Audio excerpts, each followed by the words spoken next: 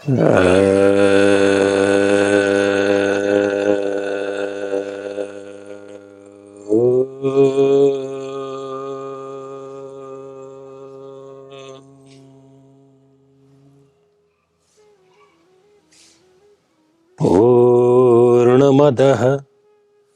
पूर्णमिदं पूर्णात् पूर्णमुदच्यते पूर्णस्य पूर्णमादाय पूर्णमेवावशिष्यते। ओम शांति शांति शांति।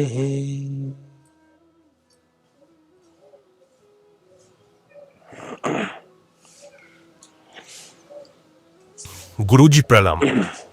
गुरुजी, मैं जानता हूं और चाहता भी हूं कि किसी से भी घृणा, किसी से भी नफरत नहीं करनी चाहिए। फिर भी इस पर मैं अभी तक विजय प्राप्त न कर सका। समय समय पर और बार बार इस लोगों से मुझे नफरत हो जाती है। क्यों होता है ऐसा?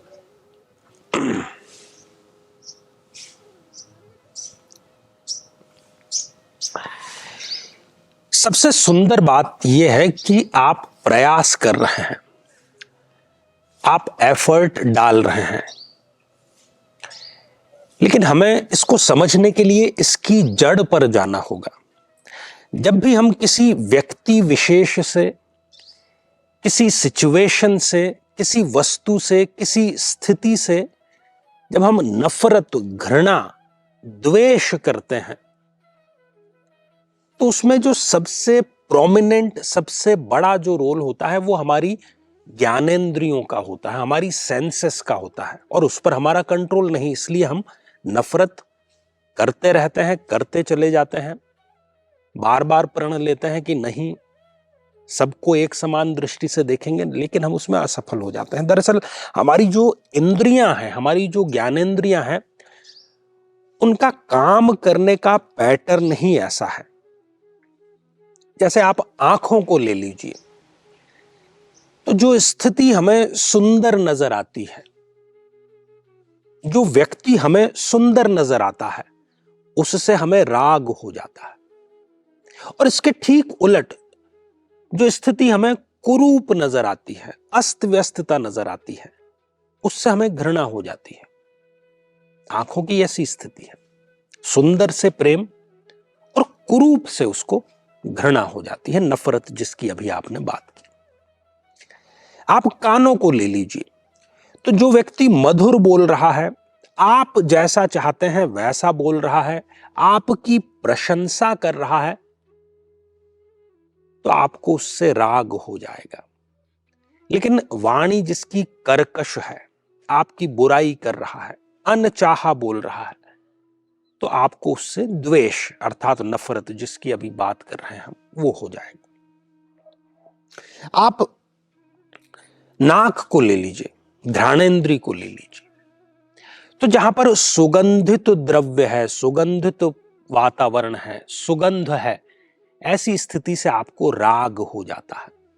और जहां दुर्गंध है, खड़ा नहीं हुआ जा रहा, उस दुर्गंध वाली स्थिति से आपको द्वेष, नफरत, घृणा वो हो जाएगी। जीभ के साथ भी यही है। जो स्वादिष्ट है उससे आपको राग हो जाएगा। जो भोजन आपको स्वादिष्ट लगता है उससे आपको राग हो जाता है, लेकिन बेस्वाद कुछ वैसे भोजन से आपको घृणा हो जाएगी। तो ये उल्टा चलता है। त्वचा जो हमारी इंद्री है, तो जो स्नेहल है, चिकना है, ल्यूब्रिकेंटेड है, वो हमारी त्वचा को अच्छा लगता है, राग हो जाता है उससे। लेकिन वहीं पर कोई खुरदरा है, भौथरा है, तो उस चीज से हमें नफरत, घृणा, द्वेष हो जाएगा। तो आपने देखा कि ये उल्टा चलता है, और सारा कुछ डिपेंड आपकी इंद्रियों पर है। तो मन का यदि इंद्रियों के ऊपर कंट्रोल नहीं है, नियंत्रण नहीं है, तो ये स्थिति, ये चक्र सदैव चलता ही रहेगा। और हम बात क्या करते हैं? हम बात करते हैं स्थित प्रज्ञता की।